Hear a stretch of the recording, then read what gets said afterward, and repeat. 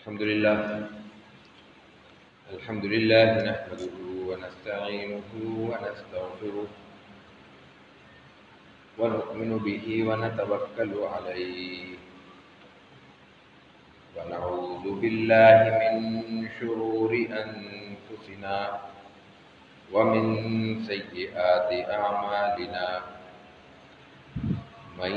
يهده الله فلا مضل له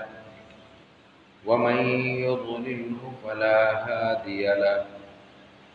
ونشهد أن لا إله إلا الله وحده لا شريك له ونشهد أن سيدنا وسندنا وحبيبنا ومولانا محمدا عبده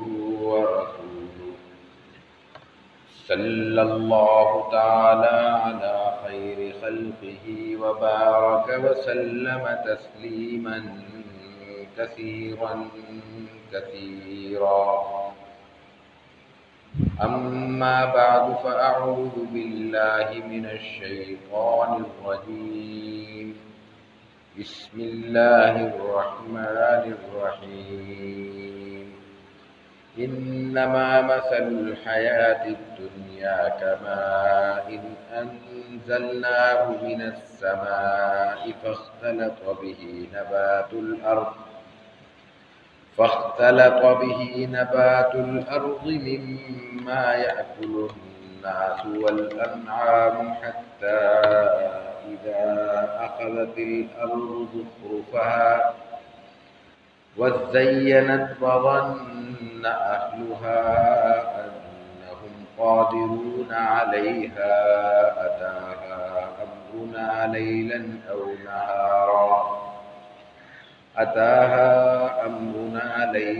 أو نهارا فجعلناها حصيدا كأن لم تغن بالأمس كذلك نفصل الآيات لقوم يتفكرون وعن أبي العباس عبد الله بن عباس بن عبد المطلب رضي الله تعالى عنهما عن رسول الله صلى الله عليه وسلم فيما يروي عن ربه تبارك وتعالى قال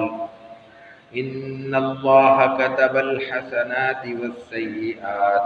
ثم بين ذلك فمن هم بحسنة فلم يعملها كتبها الله تبارك وتعالى عنده حسنة كاملة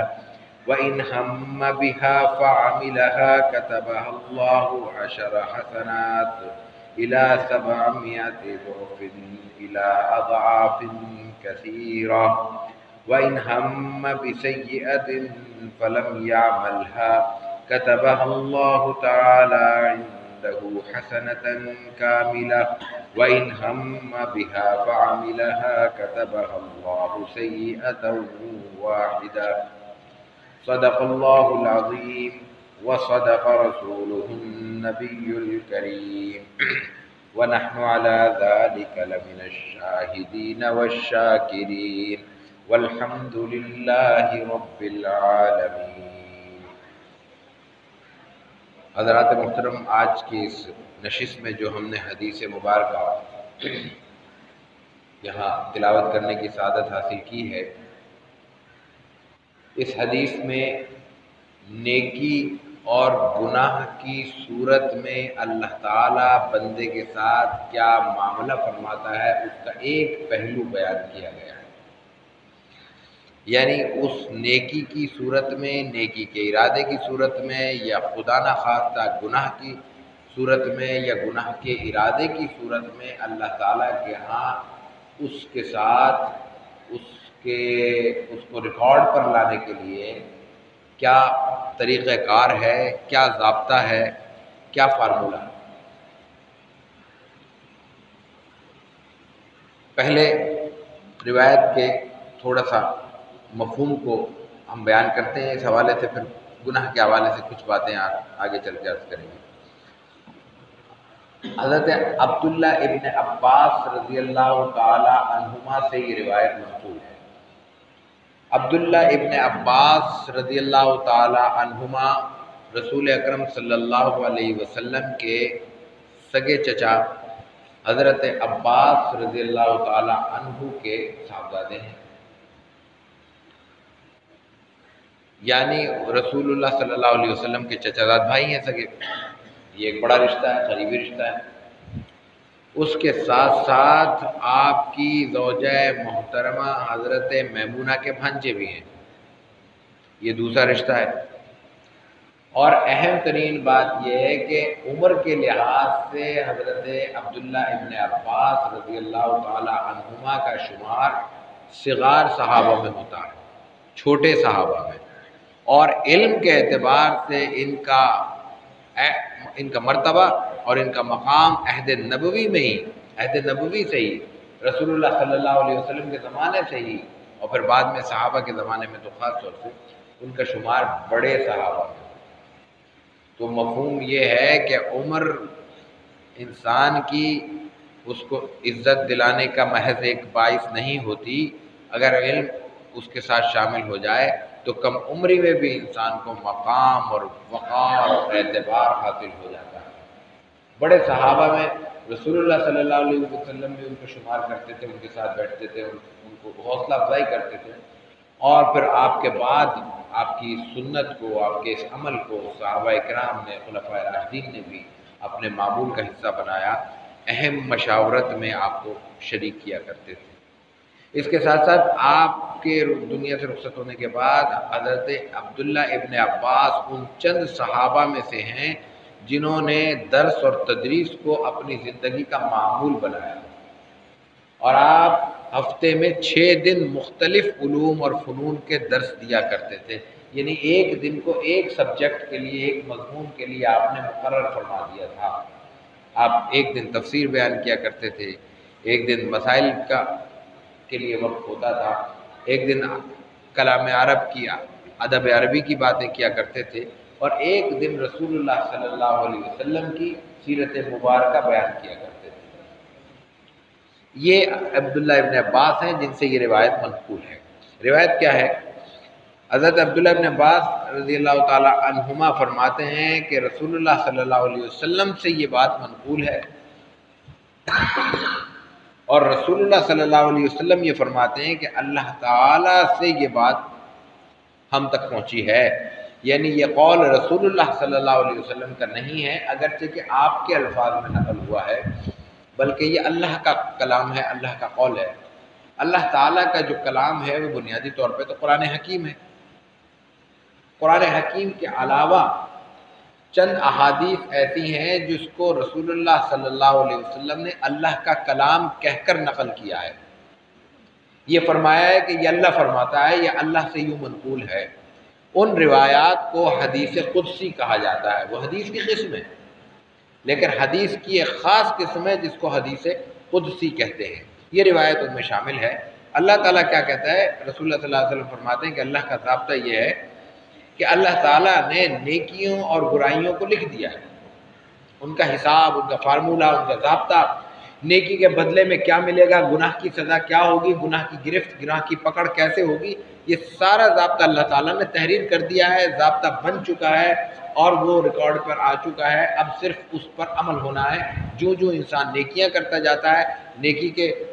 ضابطوں میں اس کا شمار ہوتا چلا جاتا ہے، گناہ کرتا جاتا ہے تو گناہ کے ضابطوں کے مطابق اس کا شمار ہوتا چلا جاتا ہے.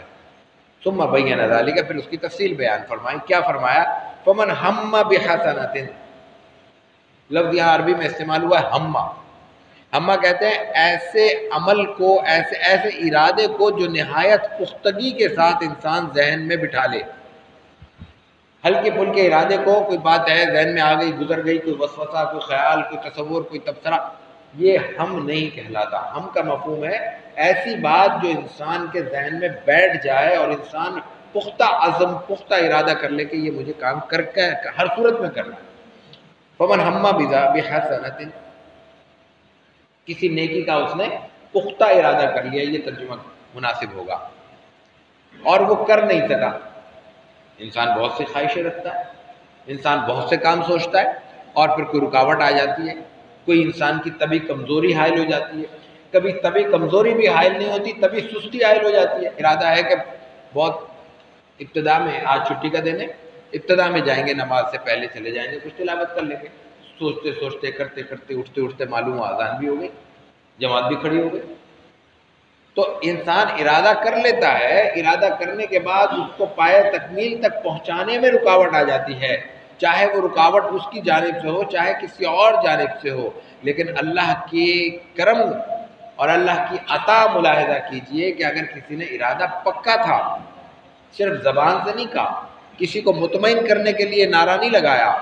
ارادہ پختہ تھا، اس ارادے پر عمل کرنے میں اس کو دشواری پیش آئی، تو اللہ کا قانون یہ ہے کہ فلم يعملها كتبها اللہ تعالی، كتب اللہ تبارک و تعالی عنده حسنۃ کاملۃ۔ صرف ارادے کی برکت سے اللہ تعالیٰ اس کے لیے وہ مکمل نیکی، حسنۃ کاملۃ، عام آدمی سمجھ لے گا کہ کیا مفہوم ہے، مکمل نیکی شمار کی جائے گی ارادے پہ، لیکن ارادہ پختہ ہونا چاہیے۔ اب آگے بڑھیے، وَإِنْ هَمَّ بِهَا فَعَمِلَهَا، یہ تو اس وقت تھا جب ارادہ کیا عمل نہیں ہوا، اب ارادہ کیا اور عمل بھی کر لیا، عمل پہ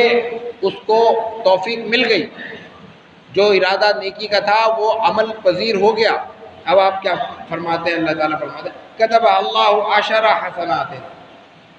اس کے لیے 10 نیکیاں تو لکھ دی جائیں گی، 10 نیکیوں پہ اور 25 نیکیوں پہ آگے بھی عدد آ رہے ہیں، ہم گزشتہ نشست میں بات کر چکے ہیں، وہ بات مختصراً دہرا دی جائے تاکہ یہ حدیث اپنے پورے مفہوم کے ساتھ ذہن نشین ہو جائے۔ اس میں نیکی سے مراد اللہ کے قیامت کے بعد آخرت میں دیا جانے والا اجر ہے، یعنی یہ وہ کرنسی ہے جس کو دنیا میں بیٹھ کر جس کے بارے میں طے نہیں کیا جا سکتا کہ اس کی ویلیو کیا ہے۔ ہم دنیا کی کرنسیز کا ویلیو سمجھتے ہیں، ڈالر کی آج یہ ویلیو چل رہی ہے، پاؤنڈ کی آج یہ ویلیو ہے، پاکستان کے کمزور سے روپے کی آج یہ ویلیو ہے، سب معلوم ہے ہمیں۔ آخرت کی ہمیں 1 روپے کی یا 1 نیکی کی ویلیو معلوم نہیں ہے، نہ دنیا میں رہ کر معلوم ہو سکتی ہے۔ وہ دنیا الگ ہے، وہ کائنات کے نظام الگ ہے، تو وہاں کی کرنسی بھی الگ ہے، لیکن جو بھی ہو 1 نیکی کا بدلہ 1 ہوگا، یہ تو طے ہے نا، 1 نیکی کے بدلے میں 1 نیکی ملے گی نا، 1 کام کے بدلے میں۔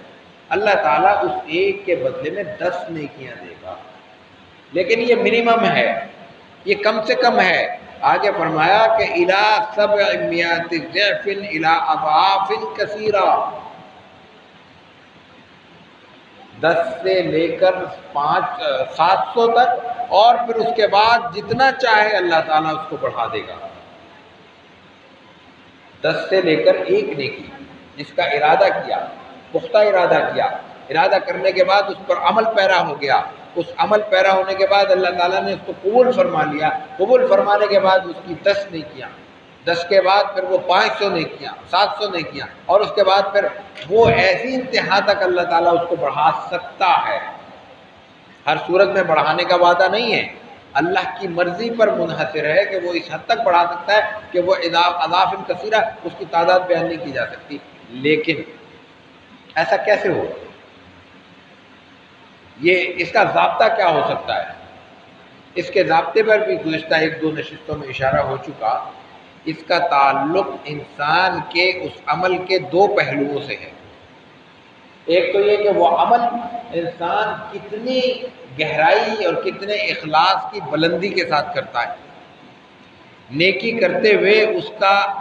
اس کا جو روحانی درجہ ہے، اس کے جو اندر کی دنیا کا مقام ہے، وہ کتنا بلند ہے، وہ کتنا خالص ہو کر یہ کام اللہ کی رضا کے لیے کر رہا ہے۔ اور دوسری بات، اس کام کو کرنے میں، اس کام کے کرنے کے جتنے ضابطے اللہ تعالیٰ نے عطا کیے ہیں، احتیاط کے، آداب کے،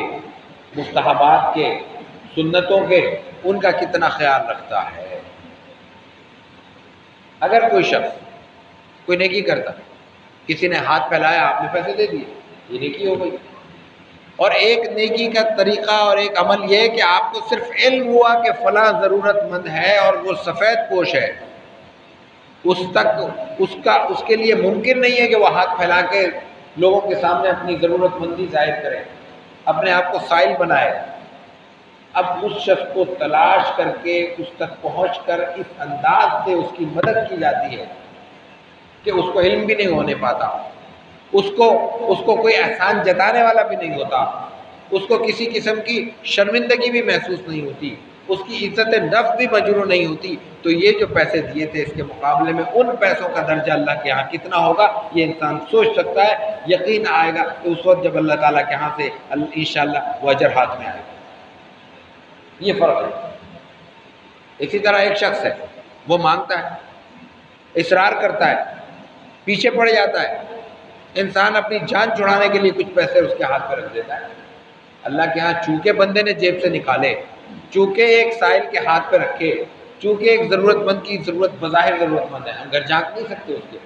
اس کی ضرورت پوری کی، اللہ کے ہاں اس کا ثواب ہے، لیکن اس کا ثواب اس کے مقابلے میں نہیں ہو سکتا جس نے ہاتھ بھی نہیں پھیلائے، اس نے اصرار بھی نہیں کیا،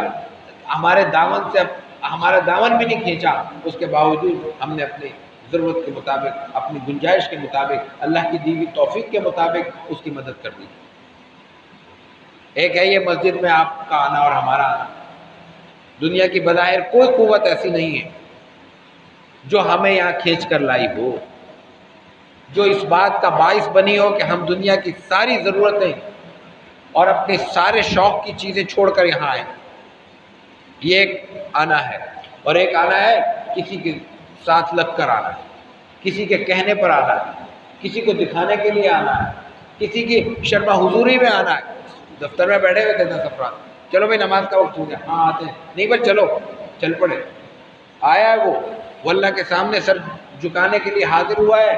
یقیناً وہ اللہ کے یہاں کامیاب ہے، لیکن اس کا درجہ بہرحال وہ درجہ نہیں ہو سکتا جو اپنے 10 کام چھوڑ کر آیا۔ اور پھر ایک اور چیز، ایک شخص گھر میں فارغ ہے، کوئی مصروفیت نہیں ہے، وہ اذان سے 10 منٹ پہلے مسجد میں حاضر ہو جاتا ہے، یقیناً ثواب کی بات ہے، سعادت کی بات ہے، اللہ تعالیٰ کی رحمت کی بات ہے، اللہ کی اس پر خاص رحمت تھی تو وہ یہ کام یہ نیکی کر سکا، لیکن ایک شخص مصروف ہے اور کسی کام میں مصروف ہے، بے شک وہ دنیا کی نظر میں کوئی دین کا کام نہ ہو، لیکن کوئی کمائی کر رہا ہے، کوئی اپنی روزی رزق کے لیے مصروف ہے، کوئی اپنی ضرورتوں کی تکمیل میں مصروف ہے، اور پھر اذان ہوتی ہے،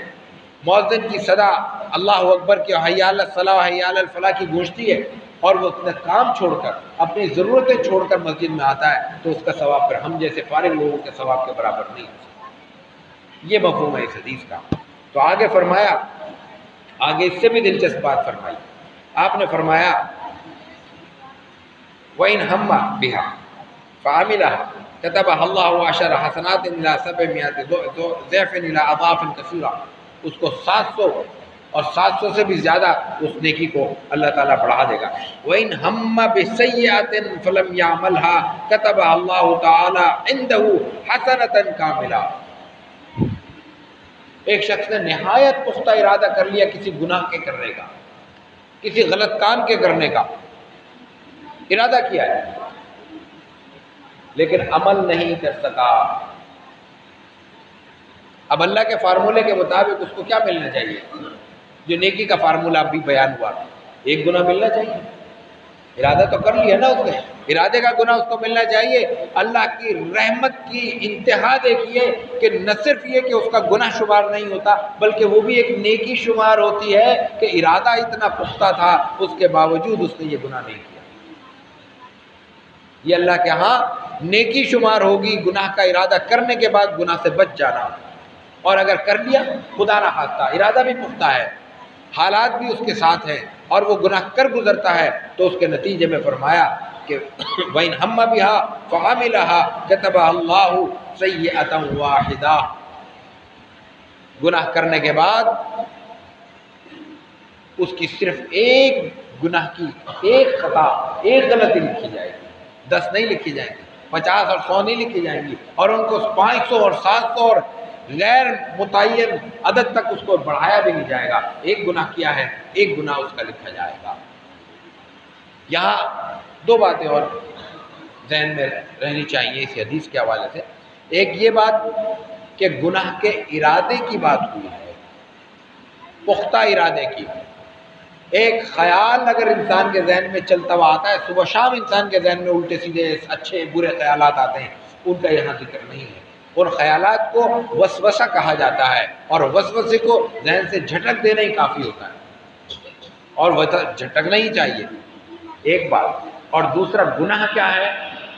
گناہ سے مراد یہاں ہر وہ چیز ہے، ہر وہ بات ہے جو اللہ تعالیٰ نے قرآن کریم میں یا رسول اللہ صلی اللہ علیہ وسلم نے اپنی سیرت مبارکہ میں، اپنی احادیث مبارکہ میں، اپنے اسوہ حسنہ میں تحریر فرما دیا ہے کہ یہ انسان کو نہیں کرنا چاہیے، چاہے وہ کسی درجے کا کام ہو۔ جس کو اللہ نے منع کر دیا ہو، جس کو اللہ کے رسول صلی اللہ علیہ وسلم نے ناپسند کیا ہو، وہ گناہ ہے، چاہے وہ چھوٹا ہو چاہے بڑا ہو۔ اللہ تعالیٰ ہمیں عمل کی توفیق عطا فرمائے۔ وآخر دعوانا ان الحمد للہ رب العالمین۔